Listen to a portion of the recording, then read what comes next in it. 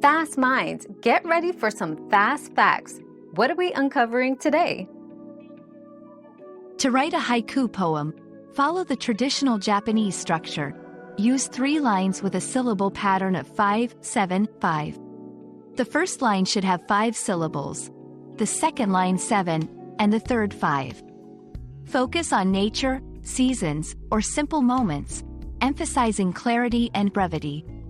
Haiku often includes a kigo, seasonal word, and a kireji, cutting word, to provide a pause or emotional punctuation. Example, an old silent pond, 5. A frog jumps into the pond, 7. Splash. Silence again, 5. Your daily dose of discovery ends here, but the journey of learning never stops. Subscribe and join us again for more answers tomorrow.